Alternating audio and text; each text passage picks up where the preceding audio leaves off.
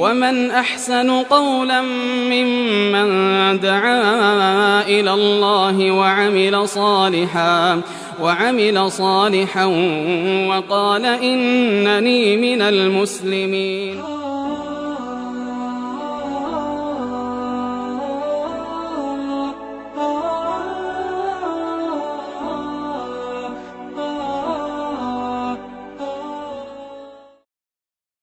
الحمد لله رب العالمين، وصلى الله وسلم وبارك على سيدنا محمد المبعوث رحمة للعالمين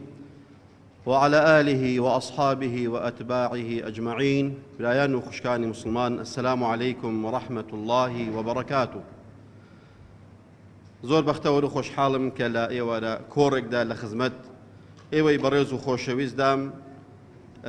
بۆ پێشکەشکردنی بابەتێک لە ژێر ناونیشانی چۆن لە پێشوازی مانگی ڕەمەزان دابین. بە سوپاسەوە بۆ برایانمان لە مەڵبەند و ئەنجومەنی سۆرانی کۆمەڵی ئیسلامی خوای گەورە پاداشیان بداتەوە بۆ ئەم دەرفەتە ئینشاءالله. بە ئیجازەی مامۆستایانی عەمامە پاک و مامۆستایانی گران و سەنجینی خۆم لە ڕووی وان شەرم دەکەم کە قسام بکەم، بەڵام ئەوە لەسەر داوای وان و ئیجازەی وانە خوا پاداشیان داتەوە. بەڕێزان و خۆشەویستان، لە مانگی شەعباندا، لە کۆتاییەکانی مانگی شەعباندا، کاتێکەوە پێغەمبەری ئەکرەم صلی الله عليه وسلم هاوڵە بەڕێزەکانی لە خزمەتدا بوون و هەستاوە لە ناویاندا بۆەوەی کەوا چەند وتەیەکی شیرینیان پێشکەش بکە. بۆیە پێغەمبەرمان صلی الله عليه وسلم فەرمووی: قد أظلكم شهر عظيم مبارك. پێغەمبەری خوا صلی الله عليه وسلم وەکو ئاگادارکردنەوەیەک، وەکو بەگوێ داچرپاندنێک، وەکو تەبلیغکردنێکی مسلمانان و ئەو سەحابە بەڕێزانە فەرمووی: ئەی خۆشەویستانم، ئەی هاوڵە بەڕێزەکانم، وا لە پێشوازی و وا لە بەرەو پیرهاتنی مانگێکی زۆر گەورە داین. ئەجا پێغەمبەری خوا صلی الله عليه وسلم ناوینا بە عەظیم، واتە گەورە، و هەروەها سیفەتی دووەمی فەرمی مبارەک. ئەو مانگە هەم گەورەیە و هەم مبارەکیشە. لەبەر ئەوەی فەرمووی ئەم مانگە بەڕاستی هەر کەسێک تێیدا یەک واجب جێبەجێ بکە، من ئەددا فەریضەتەن کانە کەمن ئەددا 70 فەریضەتەن مما سیوا. هەر کەسێک یەک واجب جێبەجێ بکە وەکو ئەوە وایە 70 واجبی کردبێ، و هەر کەسێک سونەتێک بکە وەکو ئەوە وایە واجبێکی کردبێ. بەڕاستی کار و کردەوەی ئینسان لەو مانگە گەورەیەدا چەند بارە دەبنەوە، چەند قات دەبنەوە. بۆ ئینسانی ئیماندار زەخیرەیەکی گەورەیە، بۆ ئینسانی باوەڕدار بەڕاستی بێتە زەخیرەیەکی زۆری نەبراوە. لەبەر ئەوەی فیه لەیلەة خەیر من ئەلف شەهر. پێغەمبەر فەرمووی لەو مانگەدا شەوێک هەیە کە خێر و پاداشتی خواپەرستی لەو شەوەدا وەکو ئەو وایە کەوا 1000 مانگ خواپەرستیت کرد بێ. بۆیە فەرمووی شەهر مبارەک عەظیم. بۆیە مبارەکە، بۆیە گەورەیە. و هەروەها لە جێیەک کە دەفەرمێ: إذا جاء رمضان فتحت أبواب الجنة وغلقت أبواب النيران وصفدت الشياطين. لەبەر گەورەی مانگی ڕەمەزان و لەبەر پیرۆزی مانگی ڕەمەزان دەرگای بەهەشتەکان هەر هەشتیان واڵا دەکرێتەوە. بەڕووی چێ؟ بەڕووی ئیمانداران، بەڕووی ڕۆژوگرانی وەکو ئێوەی بەڕێز، وەکو ئەو کەسانەی کەوە لە مانگی ڕەمەزان لەسەر چۆک و لەسەر پێل لە خزمەت خوا لە مزگەوتەکان سەریان لە سوژدەیە و ئیعتیکافیان هەیە و بەڕۆژوون و هەروەها بە شەو قیام اللەیلیان هەیە. دەرگای جەهەنەم بەڕووی ئیمانداران دادەخرێ،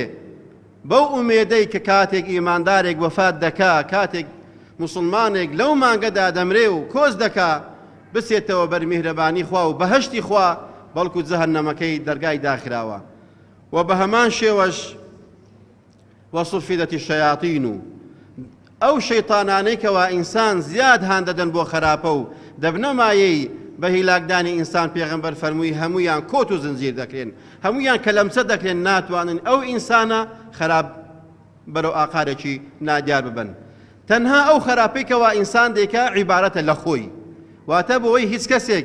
عوزرێکی نەمێنێ، هەنجەتێکی نەمێنێ، بڵێ ئەی پەروەردیگارە شەیتان وای لێ کردم کەوا ئەو خراپەیە بکەم. باشە شەیتان خراپەیەکی پێکردی، بەڵام خۆ لە ڕەمەزاندا خوای گەورە ئەم دەرفەتەی پێدای بۆەوەی کەوا تەوبەیەک بکەی و پەشێمان ببیەوە و خواپەرستێک بکەی، خوای گەورە لێت خۆش بێ. ئەلەو مانگەدا کاتێکەوە باوەڕداران بە جۆش و خرۆشەوە پێشوازی مانگی ڕەمەزان دەکەن، کاتێکەوە بەدڵێکی گەرمەوە بە چاوی پڕ لە فرمێسکەوە واتە خۆشی و گریان و فرمێسک تێکەڵاو دەبێ لەبەر ئەوەی کەوە بەڕاستی مانجێکە ئەگە بڵێم هەماهەنگیە لە مابەینی هەموو دینەکان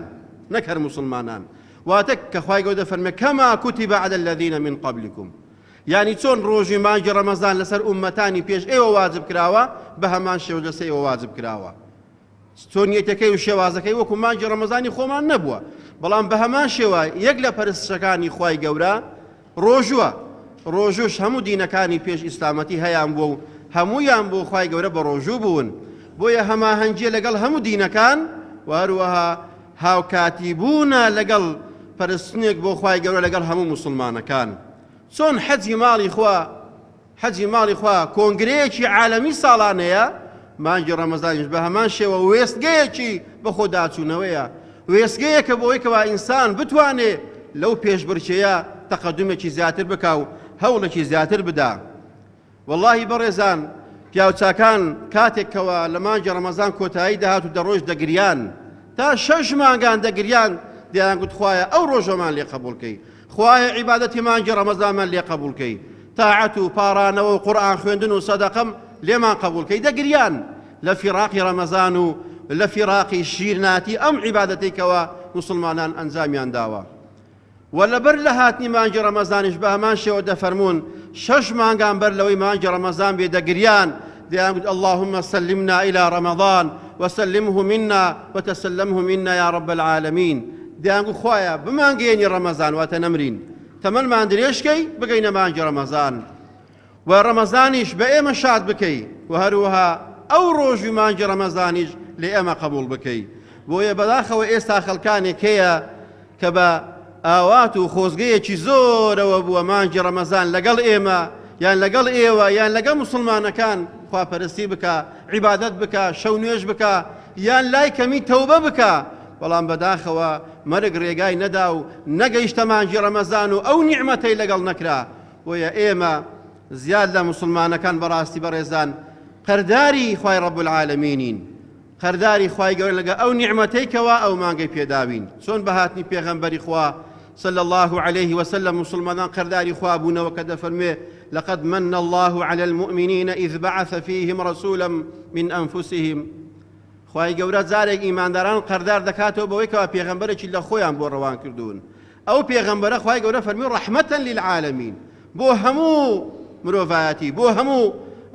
عالم كان، بو همو زيهان كان، بإنسان بحيوان بجمادات بدار وبرد بهر همو مخلوقاتی خوای گەورە ئەو پێغەمبەرە ڕەحمەت بووە. بەڵام بە هەمان شێوە مانگی ڕەمەزانیش ڕەحمەتە بۆ موسڵمانان ئاگادار بن، ڕەحمەتە بۆ مردووەکانیش. وەڵڵاهی لەناو گۆڕەکاندا تەمەنایان دەکرد مردووەکان هەموو ساڵی مانگ هەموو مانگی ساڵ هەمووی ڕەمەزان ویایە بەوەی کەوا ئەو ڕەحمەتە نازل بێ، بەهۆی ئەوەی کەوا تۆ دەگەڕێەوە و زیاد قورئان دەخوێنی و زیاد شەو نوێژ دەکەی، کاتێکەوە بە زیکر و ویرد و نوێژی موسڵمانان وەڵڵاهی ڕەحمەت بەسە وڵاتی ئێمەشدا دەڕژێ. دەبا ئێمە لەو مانگەدا کە مانگی ڕەمەزانە و سوپاسگوزاری نیعمەتەکەی خوابین کە گەیشتین بە ڕەمەزان و هەروەها با زیاتر هەوڵ بدەین کەوا ببینە مایە ڕەحمەت و بەرەکەت هەم بۆ خۆمان و هەم بۆ خاکمان و هەم بۆ ئەم نیشتمانە خێر لە خۆ نەدیوە دوعای بۆ بکەین و بپاڕێنەوە، بەڵکو پەرستشی ئێمە بێتە مایەی ڕەحمەت بۆ هەموو موسڵمانان ئینشاءڵڵا. بەڕێزان ڕۆژوو عیبادەتێکی گەورەیە. کاتێکەوە خوای پەروەردیگار باسی شەو نوێژمان بۆ دەکا، خێری شەو نوێژ دەفەرمێ ئەوانەی کەوا بە شەو هەنگاو دەهاون بۆ مزگەوتەکان ئەوە ڕووناکیە لەسەر پردی سیڕات. لەو ڕۆژێکەوە نور و ڕووناکی نییە، وەڵڵاهی ئەوانەی ئەهلی شەو نوێژن هیچ پێویستیان بە چرا و گڵۆپێک نابێ، نە لە ناو گۆڕ، نە لەسەر پردی سیڕات، نە لە مەحشەر هیچیان ناوێ. بۆ لەبەر ئەوەی لە کاتێکەوە خەڵکان بێ ئاگا بوون و خەوتون ئەوان لەگەڵ خوای گەورە بێدار بوون و بە ئاگا بوون و سوبحانە ڕەبیە الئەعلایان گوتووە، بۆیە گۆڕیان ڕووناکە، ڕێگایان ڕووناکە، مەنزلگاشیان ڕووناکە کە بەهەشتە ئینشاءڵڵا. بەڵام کاتێکەوە باسی زەکات دەکات دەفەرمی ئەو زەکاتە بۆ ئیماندارەکان دەبێتە مایەی خاوێن بوونەوە. باسی هەر عیبادەتێک دەکا ئەجرەکەی نووسیوە، تەنها ڕۆژوو نەبێ. پێغەمبەری خوا دەفەرمێ صلی الله عليه وسلم كل عمل بني آدم له إلا الصيام فإنه لي وأنا أجزي به. لو فرمودا قدسيدا پێغەمبەری خوا فەرموویەتی خوای گەورە دەفەرمووێ هەموو کار و کردەوەی ئینسان خێرەکەی بۆ خۆیەتی، ئیسفادەی دنیای بۆ خۆیەتی. تەماشا دەکەی نوێژ خاوێ نییە، زەکات ماڵ پاراستنی خۆتە، هەر شتێکەوە تۆ دەکەی ئیسفادەی چێ، بەڵام دەفەرموێ إلا الصيام فإنه لي وأنا أجزي به. تەنها ڕۆژی مانگی ڕەمەزان خوای گەورە دەفەرموێ فإنه لي وأنا أجزي به، تەنها ڕۆژی بۆ خۆی هەڵبژاردووە لەبەر ئەوەی زۆرترین ئیخلاس و زۆرترین بێگەردی لەناو ڕۆژوودایە. بەڕێزان کاتێکەوە مسلمانێک بە ڕۆژووە دەتوانێت لە جێگایەک ڕۆژەکەی بشتێنێ، بەڵام کە نایشتێنێ لە ترسی خوایە، ئەوە ئیخلاسیە، ئەوە بێگەردیە بۆ خوا لە عیبادەتەکانمان. ئەگەر هات و بەو شێوازە بوو ڕۆژی مانگی ڕەمەزان دەبێتە مایەی شەفاعەت بۆ ئینسانی ئیماندار. واللهی کاتێکەوە تۆ بە ڕۆژوو دەبی قورئان دەخوێنی، هەردووکیان شەفاعەتت بۆ دەکەن. فإن القرآن والصيام يشفعان يوم القيامة للعبد. دەفەرمێ پێغەمبەری خوا صلی الله علیه وسلم هەم قورئان و هەم ڕۆژوش شەفاعەتکاری ئیماندارانن، شەفاعەت دەکا. دەفەرمێ ئەی خوایە ئەو قورئان دەفەرمێ ئەی خوایە شەوانە هەڵدەستاوە دەیخوێندم لەبەر من مەی بە جەهەنەم. ڕۆژوش بە هەمان شێوە دەفەرمێ ئەی خوایە ئەو ئینسانە ئەو ئیماندارە لەو مانگەدا بە ڕۆژوو بۆ خواپەرستی ئەنجامدەوە ئەی خوایە مەی بە جەهەنەمەوە. هەردووشیان شەفاعەت دەکەن لە خزمەت خوای گەورە، تا خاوەنەکەی دەرباز دەکەن، تا خاوەنەکەی ڕوسپی قیامەت دەکەن. بەڕێزان لەبەر ئەوەی ئیخلاسی زۆر تێدا هەیە. وهروها دەفەرمێ من صام رمضان إيمانا واحتسابا غفر له ما تقدم من ذنبه متفق عليه. خۆشەویستی خوا فەرمووی صلی الله عليه وسلم لە گەورەی ڕەمەزان و لە گەورەی ڕۆژوەکانی مانگی ڕەمەزان هەر کەسێک بە بیر و باوڕێکی پتەوەوە بۆ خوا بە ڕۆژوو بێ، نەک إنا وجدنا على شيء وجدنا ما عليه آباءنا کە کافرەکان باسییان دەکردیان گوت ئێمە ئەو دینە نوێی محەممەدمان ناوێت، تەنها ئەو دینەی کە با و باپیرانمان هێناوێتی ئەوانمان دەوێ. یعنی ئەو تەقلیدیەی کەوا لاساییە چەند ساڵە کردویان ئەوە نا، ئیماناً واحتسابا بە عەقیدە و بە بیر و باوڕێکی تەواو بە ڕۆژوو بوون بۆ خوا، بۆی نەبوو کەوا خەڵک بڵێ وەڵا فڵان کەس بە ڕۆژووە، خەڵک باوەڕی پێ بکات کە ئەو ئینسانێکی دیندارە. نەخێر دەفەرمێ ئیماناً واحتسابا، هەم ئیمانێکی پاک و پتەوی هەبێ و هەروەها چاوەڕوانی ئەجر و حیسابیش بکات لە خوای رب العالمین. غفر له ما تقدم من ذنبه. والله لە گوناهی پێشووت هەمووی خۆش دەبێ خوای پەروەردگار ئەگەر هات و لەو مانگەدا چوویە خزمەت خوای رب العالمین و بە ڕۆژوو بووی. خوای گەورە زۆر وێستگەی داناوە بۆ بەخۆ داچوونەوە، بۆ خۆ فۆرماتکردنەوە، بۆ خۆ نێکردنەوە. کاتێکەوە کاڵایەکت هەیە، کاتێکەوە جیهازێکت هەیە کۆن دەبێ فۆرماتی کێوە نوێی کێیەوە. ئەدی ئەو دڵی ئینسان کاتێکەوە کۆن دەبێ، کاتێکەوە ژەنگ دەیگرێ، کاتێکەوە غوبار و تۆزی تاوان دای دەپۆشێ، پێویستی بە نوێکردنەوە هەیە. ئەویش چییە کە پێغەمبەرمان دەفەرمێ صلی الله عليه وسلم الصلوات الخمس والجمعة إلى الجمعة ورمضان إلى رمضان كفارات لما بينهن ما لم تغش الكبائر. پێغەمبەری خوا فەرمووی ئەم پێنج نوێژەی ڕۆژانە و شەوانە کە ئینسان دەیکا هەر هەمووی مایەی لێخۆشبوون لە مابەینەکانیان. نوێژی نیوەڕۆ بۆ عەسرێ، عەسر بۆ مەغریب، مەغریب بۆ عیشا، عیشاش بۆ بەیانی، هەر هەموویان یەک بە یەک دەور و تەسلیمە وای لێ دێ کە خوای رب العالمین لە گوناهەکانت خۆش بێ. کە دەربارەی فەزلی جەماعەتی شەوانە و واتە عیشایان و بەیانیان پێغەمبەری خوا صلی الله علیه وسلم دەفەرمێ هەر کەسێک هەردوو نوێژە تاریکەکەی بکاکەوە نوێژی بەیانیان و نوێژی عیشایان دەفەرمێ خوای گەورە لەو ئینسانە خۆش دەبێت لەبەر ئەوەی هەموو شەوەکەی بۆ شەو نوێژ حیسابە. ئەوە یەکەوە دەور و تەسلیم هەیە لە مابەین نوێژەکان. مادەم نوێژەکەت دەست نوێژە شوش توی بۆ جەماعەت بەدڵێکی پاکە و نوێژەکەت کرد دەبێتە کەفارەت تا نوێژی عەسر. نوێژی عەسر بە هەمان شێوە بۆ مەغریب، مەغریب بۆ عیشا، ئەو ئینسانە وای لێ دێکەوە پاک دەیبێتەوە لە تاوانەکانی. ئەدی کەسێک نەیتوانین لەو دەرفەتە باشە سوود ببینێ لە نوێژەکان بۆ نوێژەکان خۆی خاوێن نەکردەوە، پاک نەبووە، دەفەرمێ والجمعة إلى الجمعة. سبحان الله، جمعەکان بۆ یەکتری بە هەمان شێوە کەفارەتن. لەو جمعەیەدا خۆ بشۆ سونەتەکان جێبەجێکە، سوڕەی کاهف بخوێنە، چەند سەڵاوات لە پێغەمبەر بدە صلی الله عليه وسلم، یەکەم وەخت بۆ مزگەوت بڕۆ، دەبێتە کەفارەتی ئەو گوناهی ڕابردووی ئەو جمعەیە بەگشتی. بەڕاستی وێزگەیەکی باشە و بۆەوەی کەوا ئینسان خۆی تێدا نوێ کاتەوە. سێمینیان فەرمی وەڕەمەضان إلى ڕەمەضان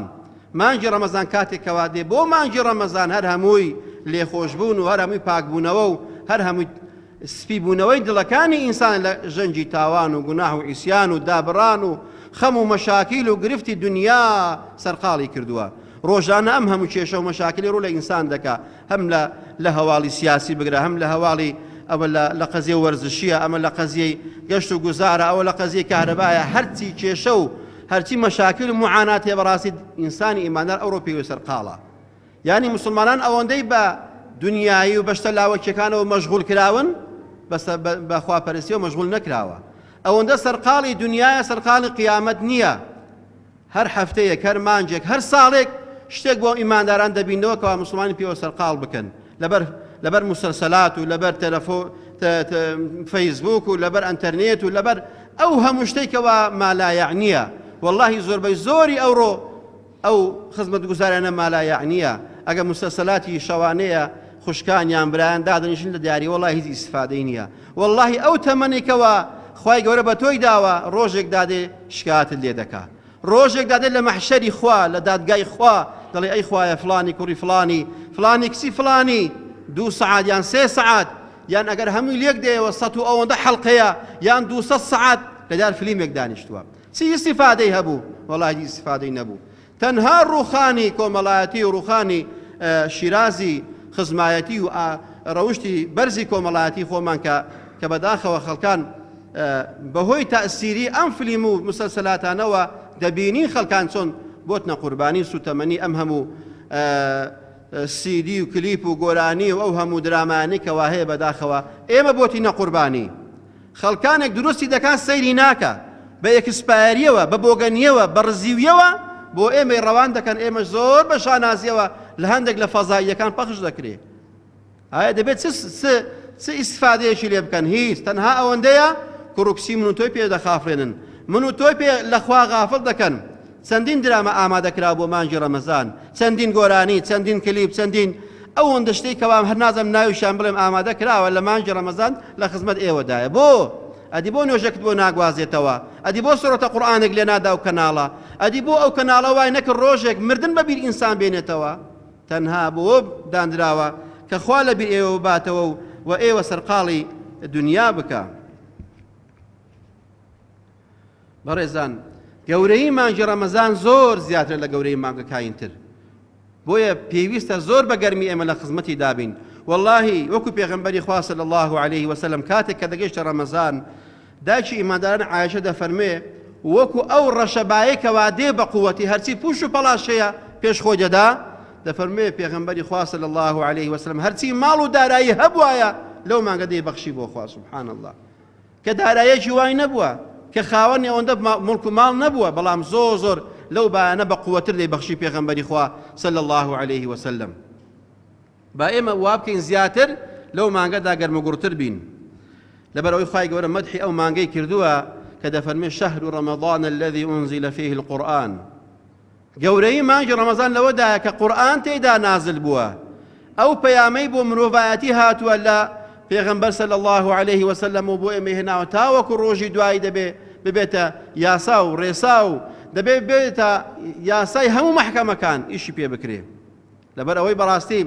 هیچ بوارێکی ژیان نەماوە قورئان باسی نەکا، هیچ نوقستانیەکی ژیان نەماوە قورئانە حەلی نەکرد بێ. ئەو ڕۆکە بۆیە ئەو هەموو کێشە و مەشاکل و گرفتەمان هەیە لەبەر ئەوەی لە قورئان دوورین، لەبەر ئەوەی حکم بە قورئان ناکرێ، لەبەر ئەوەی کەوا ئەوەی قورئان خوێنە متتەهەمە، ئەوەی قورئان دەخوێنێ ئیستیفهامی لەسەرە، ئەوەی قورئان دەخوێنێ جاسوسی لەسەرە و لەوانەیە ئەگەر زۆر دەوام بکە بگیرێ. ئەوەیە ئیهمالکردنی قورئان بەڕاستی دەبێتە مایەی غەزەب و عەزابی خوای پەروەردیگار. بۆیە دەفەرمێ ئەو مانگە قورئان تێدا نازل بووە. ئەو قورئانە بۆ چه هاتووە؟ بۆ ڕێنمووی بەشەر هاتووە، بۆ ڕزگارکردنی ئینسانەکان هاتووە، بۆ هاتووە کەوا من و تۆی بەڕێز لە نەفامیەوە، لە کۆیلایەتیەوە، لە دەستبەسەریەوە، لە دیلبوونەوە، لە بەستەزمانبوونەوە و مافخورانەوە بتێنتە ڕێزی بەشەر و مرۆڤایەتی وەکو پێغەمبەرمان کردی صلی الله عليه وسلم. کە کاتێک ئەوەی منداڵی بوایە کچ بوایە زیندە بەچاڵ دەکرا و ئەوەی کوڕ بوایە لەوانەیە خەڵات دەکرا، بەڵام کاتێکەوە پێغەمبەری خوا صلی الله عليه وسلم خوا بە خەڵات ڕەوانی کرد و قورئانی پێدا فەرمووی الناس سواسية كأسنان المشت فەرمووی خەڵکان بە ڕەش و سپیەوە بە هەبوون و نەبوونەوە گەورە و گچکە وەکو ددانەکانی شانە یەکسان کەس لە کەس گەورەتر نییە إن أكرمكم عند الله أتقاكم والله گەورەترینی ئێوە ئەی ئینسان لەکن خوا ئەوە نێکەوە زۆر دەوڵەمەند بێ زۆر سیمای جوان بێ خاوێن و باوێن بێ جلو بەرگێکی نوێی لەبەر بێ ئەوە نییە فەرمووی ئەتقاکم چێ لە هەمووتان زیاتر لە خوا دەترسێ چێ لە هەمووتان زیاتر لە خوا نێزیک دەبێتەوە بەهۆی خێر و سەدەقەی بەهۆی شەونوێژی بەهۆی جەماعەتی بەهۆی تەوبەکردنی بەهۆی چاوگرتنی لە حەرام بەهۆی ئەوەی کەوا تەییدی چاکە بکە ئەوەی کەوا دژی خراپە بوەستێ واللهی ئەوەیە کەوا ئینسانی ئیماندار ڕوسبی دەکات لە دنیا و لە قیامەتیش بۆیە باشترین پێشوازی لە مانگی ڕەمەزان واللهی دەستگرتنە بە قورئانەوە واللهی پەیڕەوکردنی ئەو واتە و معنانەی کە لە قورئاندا هەیە فەرموودەکانی پێغەمبەری خوا صلی الله عليه وسلم چ لە هەندێک لافیتە بکەم بۆ مانگی ڕەمەزان و بۆ مەولودی پێغەمبەر صلی الله عليه وسلم هەڵدەواسرێ پاشان دەکرێتە بنپێیان و فڕێ دەدرێ هەندێک نووسین و هەندێک شیعارات و دروشم دەنووسرێ بەڵام پاشان کە شیعارەکەی نووسی فلیمێکی لەوانەیە خراپی پیشانی خەڵکی دەدا لەوانەیە هەندێک شتی دینیت پیشان بدا کەناڵەکان بەڵام دوای لە بیریان دەچێتەوە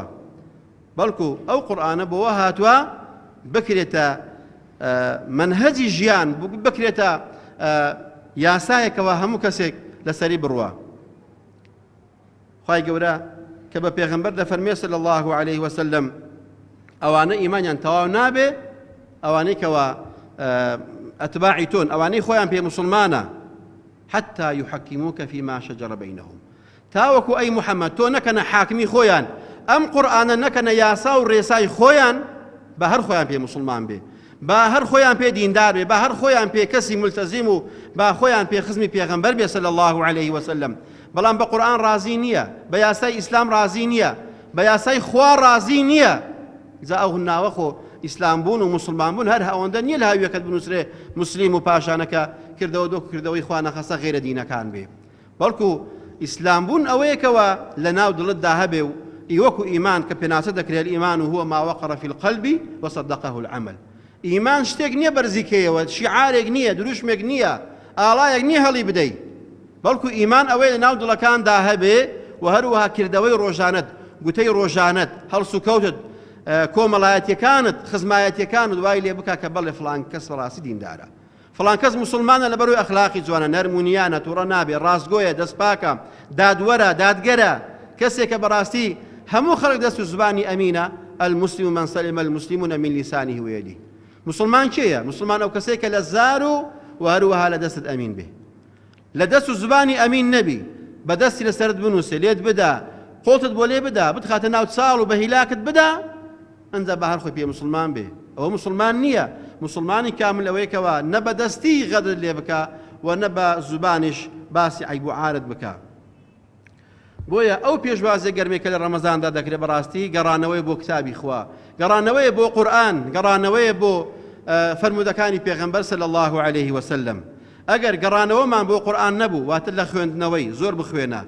خوێندنەوەکەش بە تەدەبور بێ نەوەکە خوێندنەوەیەک بێ بە سەرعی سەر ختمێکی خێرا بکەی و بڕۆی و نەزانی کەلیمەکان چ دەڵێ و هەندێک کەلیمە سەرەوە بنکەیەوە ئەوە ختم نییە ئەوە لە خزمەت قورئان بوون نییە لە خزمەت قورئان بوون ئەوەیەکەوە بیخوێنیەوە و تێی لێی تێبگەی ئاەتێک چەند جار دووبارەیەکەوە و فکری لێ بکەی و ئیشی پێ بکەی قورئان بۆوە هاتووە بەر لەوەیکەوە حیفز بکرێ لە ناو مێشک لە ناو دڵ و کردەوەکانیدا ئینسان ڕەنگ بداتەوە وای لێبێ کە قورئان وەکو داچی ئیمانداران عایشە باس دەکا لأخلاق پیغمبریان پرسی صلی الله عليه وسلم فرمووی کان خلقه القرآن پیغمبری خوا چۆن بوو لە ماڵەوە ئەی عایشە فرمووی هەر قورئانێک بوو قورئان نەیگوت کەالقورئان فرمووی قورئانا يمشي بين الناس پیغمبری خوا هەر قورئانێک بوو قورئان چی فەرمووە ئەو هابووە با ئێمە لای کەمی ئەگەر وەکو قورئان نەبین کاکە با وەکو نیوەی قورئان وابین کاکە با وەکو سولسێکی وابین کاکە با وەکو بسم اللهیەکی قورئان ڕاست بین لەگەڵ دەوروبەرمان لەگەڵ خەڵکمان لەگەڵ میلەتمان لەگەڵ ئەو خەڵکێکەوە خزمەتمان دەکا ئەو خەڵکێکەوە ڕەنزی بۆ دای ئەو خەڵکێکەوە خوێنی بۆ ڕشتی لای کەمی بتوانین دڵسۆزیەکمان بۆیان هەبێ ئەگەر خزمەتیشی نەکەی تۆمەتباری نەکەی ئەگەر تۆمەتباریشی دەکەی بە قەزیەک تۆمەتباری بکەکەوە ڕەوا بێ معقول و منطقی بێ نەوەک ئاسمان و ڕێسمان لێ جیاواز بێ کاتێکەوە کەسێک بۆ خوا دەسڵحێ بۆ خوا دەگونجێ بە تۆمەتێک دەیگرن و هەروەها بە چەندین بوختان و بە چەندین پیلان دەی هاونە سزنەوە لەبەر ئەوەی کەوا کەسێکی لە خزمەت قورئاندا بووە بۆیە بەڕێزان باشترین خزمەتکردنی مانگی ڕەمەزان پێشوازیکردنی مانگی ڕەمەزان واللهی دەستگرتنە بە قورئان خوێندنەوەی وهروەها ئیش پێکردنی حتا لە تەلەڤیزیۆنەکەت ئەو کەناڵانەی تۆی مەشغوڵ کردووە ڕەشیان کەوە ئەو برادرانەی لە فەیسبوک هەتا ڕەشیان کەوە لۆچیان بکە و لایان بدە بەوەی کەوە نەتوان کۆمنتی خراپشت بۆ بنووسن وای لێبێ برادەرەکانت پێدابێ ئەو برادەری کەوە دژە جەماعەتە چەندین جا برادەری وا هەبووە ئینسانی لە مزگەوت دوورخستۆتەوە ئەو جومعەیە بۆ جومعەی دیاڵە با بچینە سەفرەی زۆتە جێیەکی وا جومعەی لێ نەبووە ئەنجا جەماعەتەکەی ئەنجا وای لێ هاتۆ نوێژی چووە ئەوە برادەری خراپ وەرە پێیان دا وەرە برادەرەکانشت پۆلێن بکە ئەوەی کەوا باشە و زیاتر لەگەڵی بە و ئەوەی خراپە ئاگادار بە یان ئامۆژگاری بکە یان وازی لێ بێنە بەڕێزان تەوبەکردن لە مانگی ڕەمەزاندا گەورەترین دڵسۆزێ بۆ خوای پەروەردیگار گەورەترین ئیخلاص بۆ خوا گەڕانەوەیە تەوبەکردنە واللهی ئەو تەوبەیە لەسەر هەمومان واجبە ئەوەی تاوانی هەیە ئەوەی بێتاوانە ئەوەی بەتەمەنە ئەوەی بێتەمەنە ئەوەی زانایە ئەوەی نەزانە دەبێت هەمومان تەوبە بکەین وەکو پێغەمبەری خوا صلی الله عليه وسلم دەفەرمێ والله إني لا أتوب إليه في يوم أكثر من 70 مرة یان لە ڕیوایەت کە دەفەرمێ 100 مرة والله پێغەمبەری خوا سوێن دەخوا ڕۆژانە 100 جار ئەستەغفر الله دەکەم داوای لێ خۆش من لە خوا دەکەم ئەو پێغەمبەرە گەورەیە کە خوای رب العالمین لە گوناهی پێشوو پاشووی خۆش بووە و معسوومی کردووە ئەنجا دەفەرمێ 100 جاران دڵم ئەستەغفر الله ئەستەغفر الله ئەستەغفر الله بەدڵەوە نەکرد بە زوبانەوە تەسبیحەکەی ئاوا کە بڵێ ئەستەغفر الله و قسان بکە ئەستەغفر الله و غیبەتی خەڵکی بکە ئەوها نەبووە ئەستەغفر الله پێغەمبەری خوا گوناهی هەڵوەراندووە ئەستەغفر الله پێغەمبەری خوا شەیتانی ڕاوناوە با ئێمەش تەوبە بکەین و بە ئیستیغفار و بەگەڕانەوەمان بۆ لای خوای رب العالمین و ئەو کەسانەی کەوا تۆبەی دەکەن ئەوانەی تەوبەیان بەنسیب دەبێ با باش بزانن کەسانێکن خوا هەڵی بژاردوون والله شتێکی لا ئیرادی نییە شتێکی سروشتی نییە خۆت موسڵمان بووی و هاتە ڕێزی موسڵمانان و ڕەمەزان دەست بە نوێش کرد الحەمدولله ئەوە سروشتی نییە والله خەڵاتێکی خواییە جوبریل دەیهێنێ بۆ هەموو دڵی ئیماندارەکان بۆی لەو مانگەدا بگەڕنەوە بۆ خوای رب العالمین و پاشان ئیستیقامە و سەباتیان هەبێ تەماشای خوای گەورەکەن دەفەرمێ إنك لا تهدي من أحببت ولكن الله يهدي من يشاء أي محمد صلى الله عليه وسلم أتو زور خود هلاك مكة لقل هداية داني خلق كاتك ولقل مامت زور خود ما عنده دكي إنك لا تهدي من أحببت أتو ناتواني خوش ويستكان وكسن زكاني خود همو هداية بدي أدي ولكن الله يهدي من يشاء والله پروردگارا دڵەکان نەرم دەکا و بۆ خۆیان ڕادەکێشێتەوە کە خوای گەورە فەرمی فلعلك باخع نفسك على آثارهم إن لم يؤمنوا بهذا الحديث أسفا خوای گەورە فەرمی ئەی محەممەد صلی الله عليه وسلم زۆر خۆت نزیک کردوتەوە لەوەی کەوا تووشی ماندووبوون و مەشەقەت و هیلاکەت بکەی إن لم يؤمنوا بهذا الحديث أسفا لەگەڵ ئەوەی کەوا ئیمان بە قورئان ناهێنن ئەتۆ خۆ تووشی مەشەقەت کردووە لەبەرەوەی هیدایەت بەدەست خوای گەورەیە ئەو کەسێک کەوا هیدایەتی دەبێ و ئەو کەسەی تەوبە دەکا کەسێک کە خوای رب العالمین ناوی هێناوە و ئەو خەڵاتە ئیلاهیەش بەنسیب ئەو بووە خوا بەنسیب هەموو لایەکی بکە ئین شاء الله بۆیە دەفەرمی یا ئەیها الذین آمنوا توبوا إلى الله توبة نصوحا تەوبە هەر بۆ ئینسانی گوناهبار نییە هەر بۆ ئینسانی تاوانبار نییە هەر بۆ خەڵکی غەیری مزگەوت نییە هەر بۆ کەسانی نێکەوە نوێژ ناکەن بێنە مزگەوت دەست بە نوێژە بکەن بەڵکو ئیماندارانیش دەبێت تەوبە بکەن کە خوای گەورە فەرمووی یا ئەیها الذین آمنوا خیتاب لەگەڵ ئیماندارانە بۆیە ئەو تەوبەکردنە بەردەوامە عەهد نوێکردنەوەیە لەگەڵ خوا بڵێ ئەی خوایە من بەندەی تۆم ئەی خوایە من عەبدێکی زەعیفی تۆم ئەگەر تۆ لێم خۆش نەبی ناتوانم ئەی خوای پەروەردیگار ئەمن بێدەسەڵاتم خوایە تۆ خالقی منی تۆ رازقی منی ئەوها شەوانە هەستەوە لە مانگی ڕەمەزاندا ئەوها بەر لە کەبار و بەر لە مەلا و بەر لەوەی کەوا خەڵک بەخەبەر بێ دەستپانکەوە و دوو فرمێسک بڕێژە بڵێ ئەی خوایە تۆ خالقی منی تۆ رازقمی تۆ ژیەنەری منی تۆ مرێنەری منی ئەی خوای گەورە ئەتۆ هەموو چاکە و خراپی من بەدەستە ئەی خوای گەورە ئیسلاحم بکەی خوایە هیدایەتم بدەی خوایە قەبرم پڕ نور بکەی ئەو دوعانێکەوە خۆت دەتەوێ بیانکە لەبەر ئەوەی پێغەمبەری خوا صلی الله عليه وسلم دەفەرموێ خوای پەروەردیگار لە هەموو شەوی ساڵ نەکە شەوی ڕەمەزان ئاگادار بن لە هەموو شەوانێک دێتە ئاسمانی دنیاوە واللهی حەدیثەکەش صحیحە دەفەرموێ چێ هەیە داوای لێ خۆش بم بکا لێی خۆش بم چێ هەیە داوای تەوبە بکات تەوبەی قبول کەم چێ هەیە داوایەکی هەبێ وڵامی بدەمەوە خوای گەورە بە عەزەمەتی خۆی و بە قودرەتی خۆی دێ لە دەرگای تۆ دەدا لە ئاسمانەوە بانگت دەکا فڵانی کوڕی فڵانی چێ داوایەکی هەیە چێ نزایەکی هەیە چێ مرازێکی هەیە با داوام لێ بکە بەڵام خەڵکانێکی زۆر لە باوەڕدەرن لەو کاتە بێ ئاگان و خەوتون ئەگەر نوێژەکانمان نەچێ لەوانەیە جەماعەتەکانمان بچێ ئەگەر جەماعەتمان نەچێ لەوانەیە شەو نوێژمان بچێ بۆیە ئەو کاتانێک کەوا خوای گەورە داوا دێ دەکا ئەگەر تەوبە تێلێت قبول کەم ئەگەر هەر نیەت و مرازێکت هەیە بۆت حاصل بکەم ئێمە ئەغڵەبی وایە لێی بێ ئاگاین خوا بە ئاگامان بێنێتەوە وهروها فرموا توبوا إلى الله جميعا أيها المؤمنون لعلكم تفلحون دفرمي أي إيمان دارنا إيوه هر هموتان بقرنوا بأخوا وميد بو توبة وبو رجوع بأخوا يقولا إيوه سركوتوبن واتنا وبل إخوايا توبة إخوايا بشمانم أستغفر الله يعني توبة لسا زارد بيه لبرو أو توبة أو بشمان بونوا وادكا كواتو لقيامت دا أو كاتيك وامرك ديتو نازاني أو شتيك وغيبة مردنا هر کاتێک مردن بۆت هات ئەگەر دوای لا إله إلا الله محمد رسول الله بێ تۆ بە بێگوناهی دەمری تۆ کەسێکی پاک دەبیەوە لە گوناهەکانت ئەگەر کەسێکی بێباوەڕ کەسێکی کافر کەسێکی غەیرەدین بڵێ لا إله إلا الله محمد رسول الله وفات بکە خوای گەورە لێی خۆش دەبێ ئەوەندە خوای رب العالمین ڕەحمەتەکەی واسعە ئەوەندە خوای رب العالمین حەزی لێکەوە خەڵکانێک هیدایەت وەربگرن و بگەڕێنەوە سەر ئیسلامەتی بۆ خۆمان ناتوانین ئەو فەرموودە درێژەی پێغەمبەری خوا صلی الله عليه وسلم کاتێکەوە دەفەرمێ خوای گەورە کاتێکەوە ئینسانێک تەوبە دەکات دەگەڕێتەوە بۆ خوای گەورە ئەوەندە دڵی بەو عەبدە خۆشە ئەوەندە پێخۆشحاڵ دەبێ لە کەسێک بیهێنە مێشتی خۆتان لە بیابانێک بی لە چۆلیەک بی ئایا وشترە پێتە ئایا ئەسپێکە پێتە ئەو ئاو و خواردن و خۆراک و مەتاعیکەوە هەیە لەسەر پشتی ئەسپەکە بێ و لە کاتێکدا لە ماندووتان بحەسێ و بخەوی کە هەستای حشرەکەت نەما بێ هەرچی ئاو و خواردن و خۆراک و هەرچوو پێداویستی ئەو سەفەرە هەیە هەمووی بزر بووە بە وڵاغەکەشەوە چەند دڵت تون دەبێ ئەدی کاتێکەوە بێئومێد دەبی لێی و بەرەو ڕوحدان و بەرەو نەزەعاتی ڕوح دەچی لە خۆشیان و لەوەی کەوا تۆ بەرەو خوای رب العالمین دەچی و ئومێد بڕاوە لەو ئاوشتەی بەڵام